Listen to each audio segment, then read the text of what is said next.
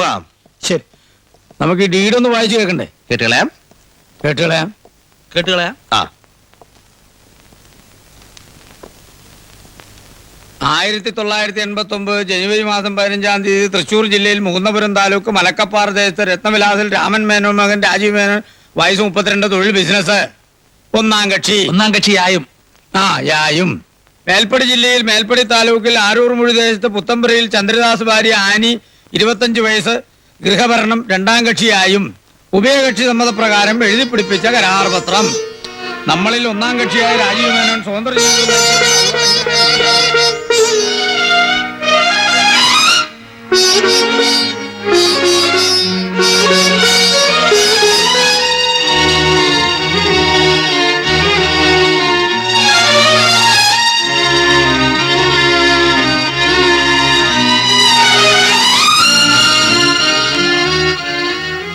ഒന്നാം കക്ഷി വരണം,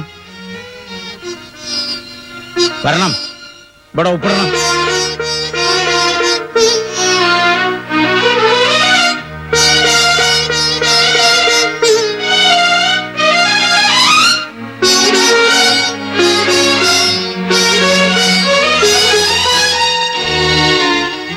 രണ്ടാം കക്ഷി വരണം, ഒപ്പിടണം.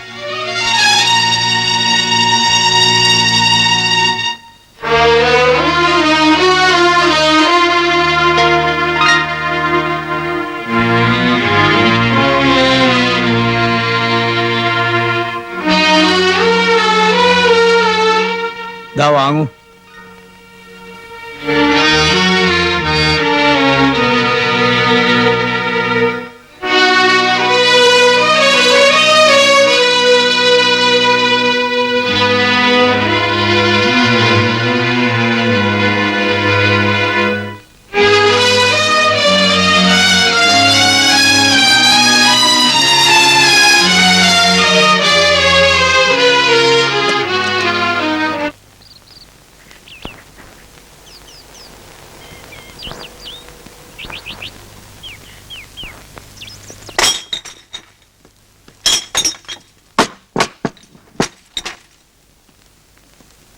എന്താണ് കാണുന്നത്?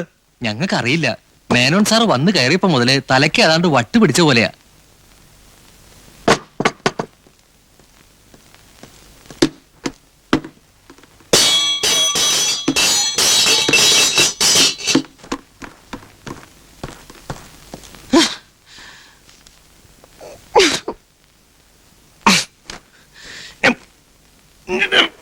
എന്താ രാജു ഇത്? ഇങ്ങനെ തലയ്ക്ക് വട്ട് വരുന്നവരെ കുടിക്കണം? കള്ളന്മാരാണ്, എല്ലാവരും കള്ളന്മാരാണ്. ലോകം മുഴുവനത്. പെണ്ണുങ്ങളെ കുടിക്കുന്ന വെള്ളത്തിൽ പോലും വിശ്വസിക്കാൻ പാടില്ല. എന്താ സംഭവം? 1 മാസം കഴിഞ്ഞു എന്റെ 2 ലക്ഷം രൂപയും വാങ്ങിച്ചോണ്ട് പോയിട്ട്. ഒരു വിവരം അറിയിച്ചില്ല. ചത്തോ ജീവിച്ചോ എന്നെങ്കിലും അറിയിക്കണ്ടേ? കാശ് കൊടുത്തതിന് നമുക്ക് രേഖയുണ്ടല്ലോ. അത് പുഴുങ്ങി തിന്നാം. മുദ്രക്കടലാസ്. അതിന്റെ ഒപ്പം ആ വക്കീലിന്റെ തലേ. എനിക്കൊന്നും മനസ്സിലാകുന്നില്ല. 2 ആഴ്ചയെ നിത്യവും ഞാൻ ആ ഡോക്ടർ ഹമീദിന്റെ വീട്ടിൽ കയറി ഇറങ്ങുന്നു. ഇന്നെന്നോട് ആ പെണ്ണ് പറയുന്നു ഒരു ഗ്യാരണ്ടി ഇല്ലെന്ന്. ഏത് പെണ്ണ്? ഡോക്ടർ സീനത്ത്. 1 പ്രാവശ്യം സങ്കലനം നടത്തിയ ഗർഭിണിയാവുമെന്ന് ഗ്യാരണ്ടി ഇല്ലെന്ന്. അതിനെന്താ, ഇനി ഒരിക്കൽ കൂടി നടത്തണം. അതെ, പള്ളി പറഞ്ഞാ മതി. ആ കോന്തൻ വക്കീൽ ഇങ്ങനെ ഒരു ക്ലോസ് ഇതിൽ എഴുതി ചേർത്തിട്ടില്ല. 1 പ്രാവശ്യം നടത്തിയിട്ട് ഗർഭിണിയായില്ലെങ്കിൽ ഗർഭിണിയാകുന്നവരെ സ്വന്തം ചെലവിൽ വന്ന് മേൽപ്പടി നടപടികൾ നടത്തേണ്ട ഉത്തരവാദിത്തം 2ാം കക്ഷിക്കുള്ളതാണെന്നൊരു ക്ലോസ് ഇതിൽ എഴുതി ചേർത്തിട്ടില്ല.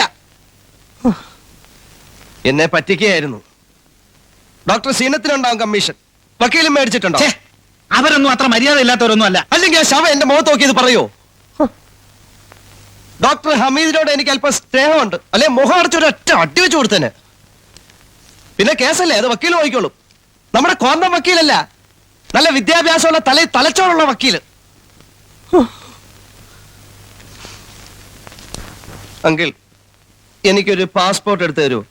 ഇന്ത്യക്കാരെ ചതിക്കൂ, അമേരിക്കക്കാരെ ചതിക്കില്ല.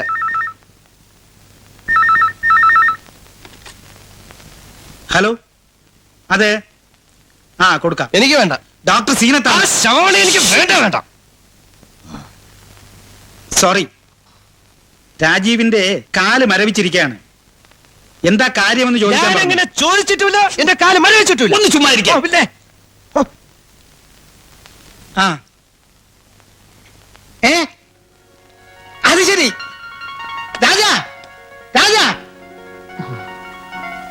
എന്താ സാർ? എല്ലാവർക്കും മധുരം വാങ്ങിക്കൊടുക്ക. ലഡുവോ ജിലേബിയോ എന്താന്ന് വെച്ചാൽ വാങ്ങിക്കൊണ്ടുവാ. എന്താ സാർ വിശേഷം?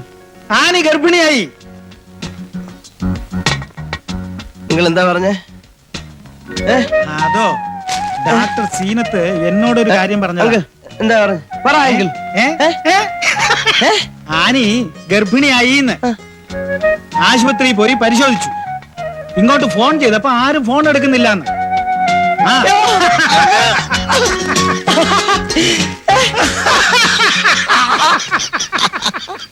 ഓപ്പറേഷന് പോകുമ്പോ ആനി വരണ്ട, ഞാനും അമ്മയും മാത്രം മതി.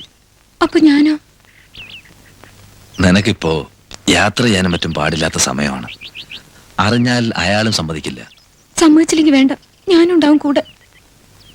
അയാളുടെ കുഞ്ഞിനെന്തെങ്കിലും വന്നാൽ അയാളോട് ചെയ്യുന്നത് വഞ്ചനയാവില്ലേ? എനിക്ക് എന്റെ ദാസാ വലുത്.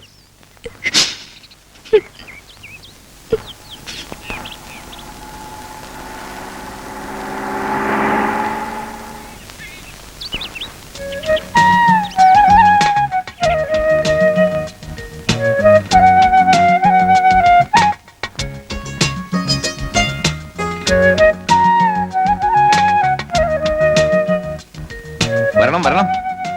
എനിക്ക് പെട്ടെന്ന് എഴുന്നേൽക്കാനും മറ്റും ബുദ്ധിമുട്ടുണ്ട്. അയ്യോ വേണ്ട, ഇരുന്നോളൂ. അകത്തോട്ടിരിക്കാം. വേണ്ട, ഞാൻ ഇവിടെ ഇരുന്നോളാം.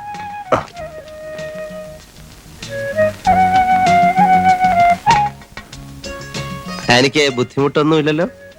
ഇല്ല. മോർണിംഗ് സിക്നസ് ഉണ്ട്, സാരമില്ല. ഞാൻ കുറച്ച് പഴങ്ങളും പലഹാരങ്ങളൊക്കെ കൊണ്ടുവന്നിട്ടുണ്ട്. ഈ പതിവുകൾ എന്തൊക്കെയാണെന്ന് എനിക്കറിയില്ല. പതിവോ? എന്ത് പതിവ്? അല്ല, ഈ സ്ത്രീകൾ ഗർഭിണികളായിരിക്കുമ്പോൾ കാണാൻ വരുമ്പോൾ എന്തോ പതിവുണ്ടെന്ന് കറിയാച്ചൻ പറഞ്ഞിരുന്നു. ഇത്തരം പതിവുകൾ മേലിൽ ആവർത്തിക്കരുത്. സോറി, ദേഷ്യം തോന്നരുത്. ഇതൊക്കെ ഞാൻ തിരിച്ചു കൊണ്ടുപോകേണ്ടി വരുമോ? വേണ്ടിവരും. മറ്റൊന്നും കൊണ്ടല്ല, മറ്റേന്ന് ഞാൻ ഹോസ്പിറ്റലിൽ അഡ്മിറ്റ് ആവുകയാണ്. ബുധനാഴ്ചയാണ് ഓപ്പറേഷൻ. നാളെ ഞങ്ങൾ പുറപ്പെടും. പിന്നെ ഇതിവിടെ ഇരുന്ന് കേടായി പോവും, അതുകൊണ്ടാ. ആ, ഞാൻ വന്നത് തെറ്റായിപ്പോയി എന്നുണ്ടോ? ക്ഷമിക്കണം. കേട്ടപ്പോഴുണ്ടായ ഒരു സന്തോഷത്തിൽ ചാടിപ്പുറപ്പെടുകയായത്. വരട്ടെ. അല്ല, ഒരു ചായ കഴിച്ചിട്ട് പോവാം. വേണ്ട, ഞാൻ അല്പം കഴിച്ചിട്ടുണ്ട്. ചായ കഴിച്ചാൽ ചേരില്ല.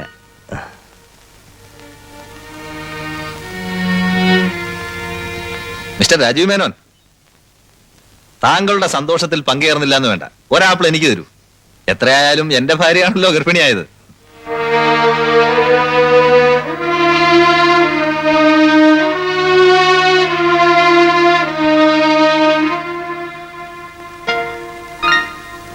Thank you.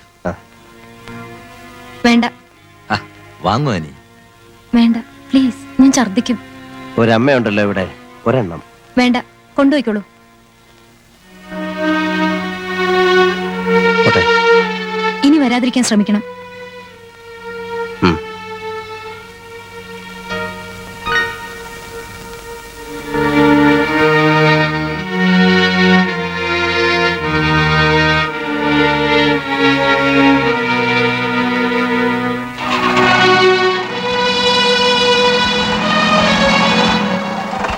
ആനി വളരെ ക്രൂരമായിട്ട് അയാളോട് പെരുമാറിയത്.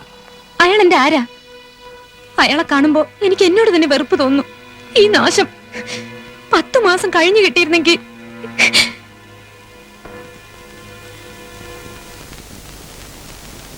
ഓ, അത് ശരി.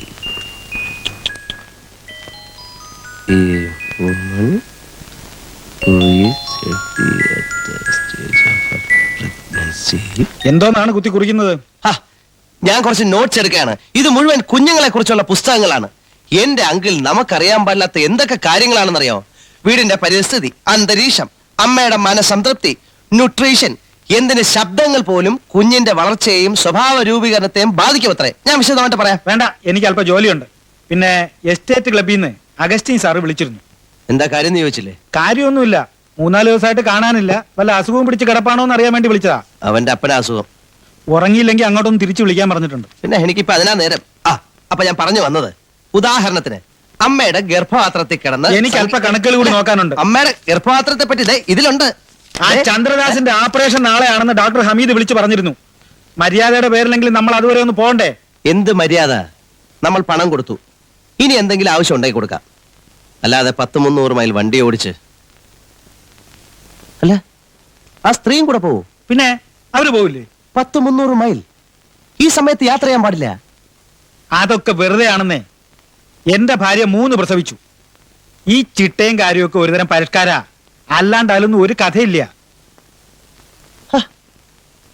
ഛേ,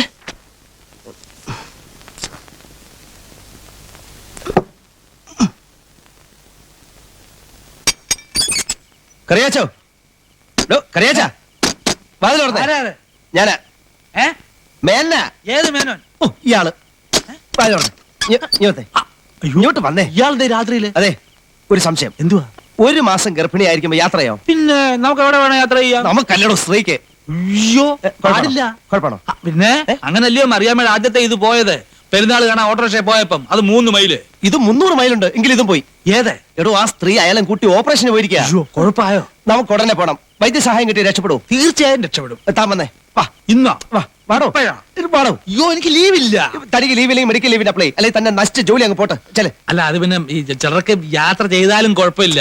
ഈ സ്ത്രീയെ കണ്ടിട്ട് ഒരു പ്രത്യേക ടൈപ്പല്ലേ? കുഴപ്പമുണ്ടെങ്കിലും ഇല്ലെങ്കിലും നമുക്ക് ഉടനെ പോണം. താൻ പോയി റെഡിയാവും. ചെല്. പോടോ. നമുക്കൊന്ന് കിടന്ന് ഉറങ്ങിട്ട് വെളുപ്പിനെ പോയാ പോരെ? അല്ല, കുഴപ്പമൊന്നുമില്ലല്ലോ. ഒന്നുമില്ല. ഞാൻ ഭയന്നു. വന്നതിൽ സന്തോഷം. ഇവരെ ആശ്വസിപ്പിക്കാൻ ആരുമില്ലല്ലോ എന്ന് വിഷമിക്കായിരുന്നു ഞാൻ.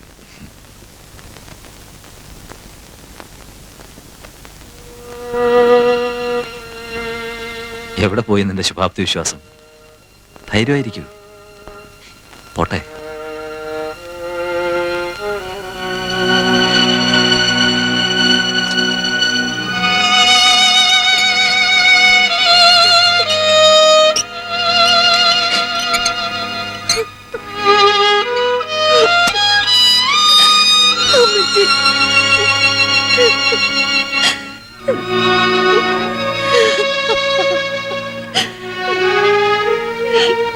കരയുന്ന കണ്ടോ? ഇതൊക്കെ കുഞ്ഞിനെ ബാധിക്കത്തില്ലേ? പിന്നെ അതെ, ഇങ്ങനെ കരയല്ലേ. അത് ശരിയാണോ? കരയാതെ മോളെ, പ്രാർത്ഥിക്കും. ഇപ്പൊ സന്തോഷമായിരിക്കല്ലേ വേണ്ടത്.